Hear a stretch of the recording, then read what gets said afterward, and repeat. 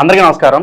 ఇవాళ మనతో ప్రముఖ ఆధ్యాత్మికవేత్త, ఆస్ట్రాలజర్, దత్తాత్రేయ మరియు గణపతి ఉపాసకులు మురళీధర్ శర్మ గారు మనతో ఉన్నారు. వారితో మాట్లాడదాం. గురుగారు నమస్కారం.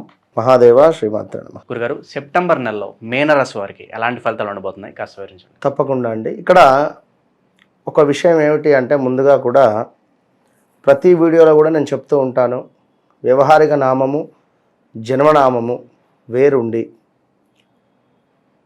డేట్ ఆఫ్ బర్త్ ప్రకారంగా వీరికి దశ అంతర్దశలను నిర్ధారణ చేసుకొని, మరొకటి ఏమిటి ముఖ్యమైనది అంటే, ఏదో వృషభ రాశికి బాగుంది, పలానా రాశికి బాగుంది అని మనం సంతోషపడిపోవడానికి ఆస్కారం లేదు. ఇక్కడ గోచారంలో గ్రహాలు అనేటువంటివి మారుతూ ఉంటవి, గ్రహచారంలో గ్రహాలు అనేటువంటివి మారవు. మనం జన్మించినటువంటి సమయానికి ఒక లగ్నం అనేది ఏర్పడుతుంది.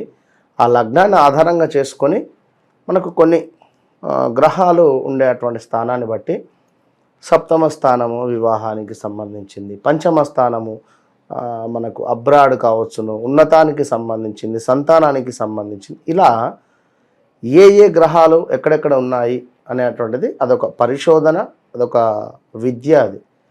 సో దాన్ని బేస్ చేసుకొని ఆస్ట్రాలజీ అనేది మనం చెప్తే అదొక నిజం అవుతుంది. వారు ఉండేటువంటి పరిస్థితి ఏంది, నాకేది ఎప్పుడు నా ఛాలెంజ్గా నేను చెప్తూ ఉంటాను ప్రతి వీడియోలో కూడా, మీరేం చెప్పొద్దు, డేట్ ఆఫ్ బర్త్ పుట్టిన సమయం ఇస్తే నేనే మాట్లాడతాను, విషయం ఇది ఈ పరిస్థితిలో ఉన్నారు కనుక, లేదా 4-5 విషయాలు నేను చెప్తా కనుక ఈ విషయాన్ని మీరు అబ్జర్వ్ చేసుకొని ప్రతి మనకు ప్లే అయ్యేటువంటి ప్రతి వీడియోను కూడా మీరు అర్థం చేసుకోవాలని చెప్పి కోరుకుంటూ, మీనరాశి వారికి కూడా ఏలినాడి శనిలోనే ఉన్నారు. శని వక్రదృష్టి 11వ స్థానం మీద పడుతూ ఉంది వీరికి కనుక, కొంత వ్యాపారం చేసేటువంటి వారికి పర్వాలేదు అనేటువంటి విషయం మాత్రం చెప్పవచ్చు. వ్యాపారంలో అభివృద్ధి దిశగా వీరి కుంభరాశి వారికి రిపీట్ ఒకసారి, వ్యాపారంలో అభివృద్ధి దిశగా మీనరాశి వారి యొక్క ప్రయాణం సాగుతూ ఉంది. కానీ ఏవో సమస్యలు, ఆరోగ్య సమస్యన, లేదా ఇంట్లో మీ పిల్లలతో సమస్యన, లేదా మీ భార్యతో సమస్యన, లేదా మీ భర్తతో సమస్యన, లేదా మీ అమ్మ నాన్నతో సమస్యన, ఏదో ఒక సమస్య వెంటాడుతూ ఉంటుంది. అంటే ఓవరాల్గా ఏమిటి అంటే, ఇక్కడ మనకు ఒకటి మంచి జరుగుతూ ఉంటే 10 చెడు వెనుక నుంచి వస్తుంటుంది. ఓకే, ఒకటి మాత్రమే మంచి జరుగుతుందని మనం మర్చిపోతున్నాం. ఇక్కడ ఈ 10 వచ్చేటివే మన మైండ్లో నాటుకపోయింది. ముఖ్యంగా బైకు ప్రమాదాలు, కాళ్ళకు దెబ్బలు తాకడం, ఓకే, వాహనం కొనడం కానీ వాహనం అమ్మడం కానీ, బద్ధకస్తంగా ఉండడము, అదేవిధంగా మనకు లేజినెస్, ముఖ్యంగా లేజినెస్ పెరిగిపోతుంది ఇప్పుడు వీరికి. ఓకే, చెయ్యని తప్పులకు మాట పడడం కానీ, లేదా జాబ్ రిలేటెడ్లో ఎంత కష్టపడ్డా మనకు అసలు ఫలితం పై అధికారుల నుండి ఉండకపోవడం కానీ, అసలు జాబ్ చేంజ్ అయ్యాము అని అనుకోవడం కానీ, లేదా చేంజ్ అయిన దాఖలాలు కానీ. 2022 ఆగస్టు నుండి ఇదే పరిస్థితి.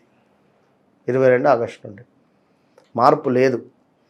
ఎట్లా మార్పు ఉంది అంటే, వీరి జాతకంలో ఇట్లా ఒకవేళ శని భగవాను యొక్క దశ అంతర్దశలు అయిపోయి ఉంటే ఆల్రెడీ కొంత పర్వాలేదు అనేటువంటి పరిస్థితి ఉంటుంది. అయితే ఇదే సమయంలో ఏమవుతుంది అంటే, ఏదైనా ల్యాండ్ తీసుకుందామా, లేదా ఒక గృహం తీసుకుందామా, ఏమన్నా 4 రూపాయలు కూడా కనబడుతుంది. శని ఏలినాటి శనిలోనే తప్పకుండా టాప్ పొజిషన్కి పోయిన వారు ఉంటారు, డౌన్ఫాల్ అయిన వారు ఉంటారు, లవ్ బ్రేకప్స్ ఉండేటువంటి పరిస్థితి ఉంటుంది.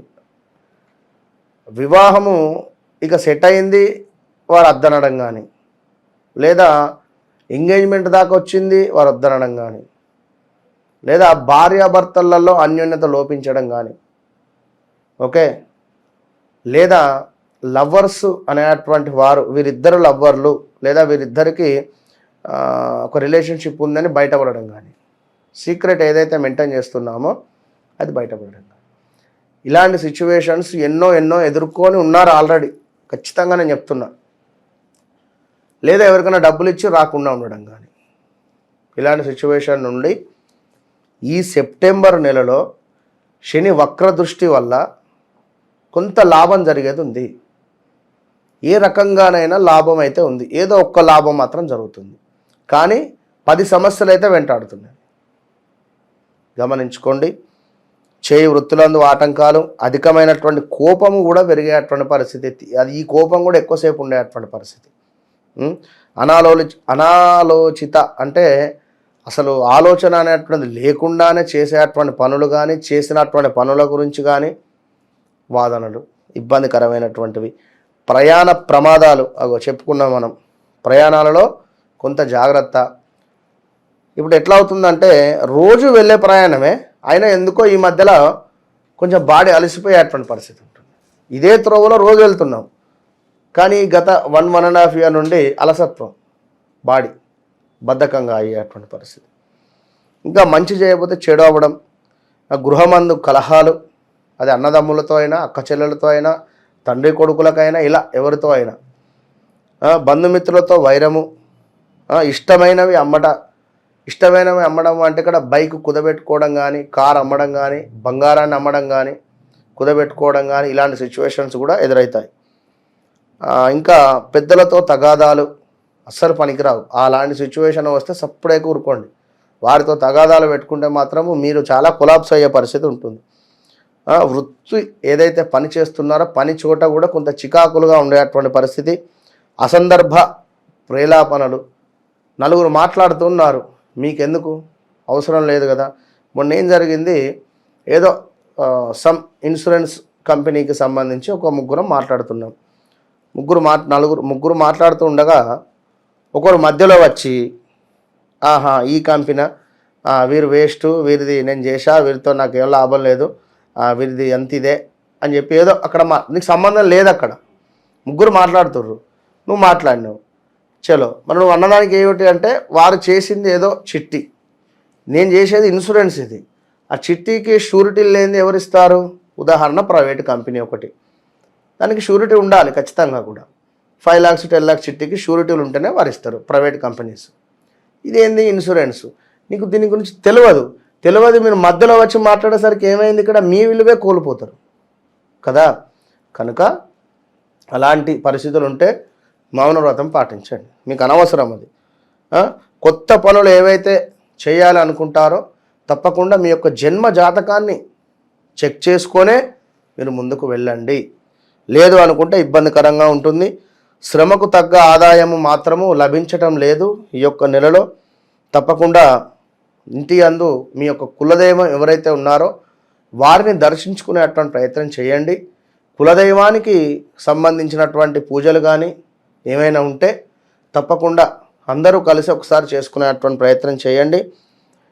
ఆదిత్యాయ చ సోమాయ మంగళాయ బుధాయ చ గురు శుక్ర శనిభ్యచ్చ రాహవే కేతవే నమో నమః. ఇది నవగ్రహాల స్తోత్రము. ఖచ్చితంగా ప్రతిరోజు 21 సార్లు చదువుకున్న తర్వాతనే ఇంటి నుండి మీరు బయటికి వెళ్ళండి. దయచేసి మీనరాశి వారు విన్నారా, డేంజర్ జోన్లో ఉన్నారు, చాలా జాగ్రత్త. గురుగారు, డేంజర్ జోన్ అని మాట్లాడుకుంటున్నాం, అంటే వాహన ప్రమాదాలు ఏమైనా జరిగే అవకాశం ఉందంట? అదే చెప్పా, వాహన ప్రమాదాలు పొంచి ఉన్నాయనే చెప్తున్నాను.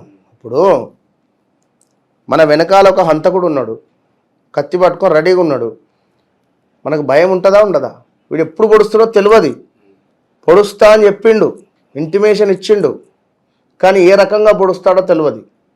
ముందు నుంచి పొడుస్తాడా వెనుక నుంచి పొడుస్తాడా అనేది తెలియదు. 7.5 సంవత్సరాలు ఉంటాడు మన వెనుకనే. 7.5 సంవత్సరాలలో ఎప్పుడైనా పోటు పొడుస్తాడు. కనుక మనం ఏం చేయాలి, వాడిని బతలాడుకోవాలి ఎప్పటికప్పుడు వానికి ఎట్లా వీలైతే అట్లా వాడిని ఎట్లా అంటే పొగుడుతూ ఉండాలి, వాడి నుంచి తప్పించుకునే ప్రయత్నం చేయాలి మనం అట్లా. ఎందుకంటే శని భగవానుడు అంటేనే ఇనుము అని చెప్తున్నాం. ఇనుము అంటే ఏమేమి వస్తుంది, మనము రోజు నడిపే బండి వస్తుంది, కారు వస్తుంది, హాస్పిటల్కు సంబంధించినటువంటి కత్తెర వస్తుంది, సూది వస్తుంది, ఇవన్నీ వస్తుంది, యంత్రాలు వస్తవి, కూరగాయలు కట్ చేస్తూ రోజు మనం కట్ చేసే కూరగాయలు అయినప్పటికీ కూడా చేయి కట్ అవుతుంది. కొందరు సుమారుగా ఈ యొక్క లవ్ బ్రేకప్స్తో చేయి కట్ చేసుకోవచ్చు, చెప్పలేం. కన్స్ట్రక్షన్ వర్కర్స్ అయితే అక్కడ సామాగ్రి 100% కాళ్ళకు దెబ్బలు తాకడము ఖచ్చితంగా కామెంట్ పెట్టండి. ఇలా కాళ్ళకు దెబ్బలు తాకడమా, కాళ్ళు ఫ్రాక్చర్ అవడమా, తొంటి ఫ్రాక్చర్ అవడమా, ఇలాంటివి ఏదో ఖచ్చితంగా జరిగి ఉంటుంది, జరుగుతూ ఉంటుంది ఈ 2-2.5 సంవత్సరాలలో. విన్నరా? అందుకు సెప్టెంబర్ నెలలో మీనరాశి వారికి ఎలాంటి ఫలితాలు ఉన్నాయో తెలియజేసినందుకు ధన్యవాదాలు గురుగారు. మహాదేవ్.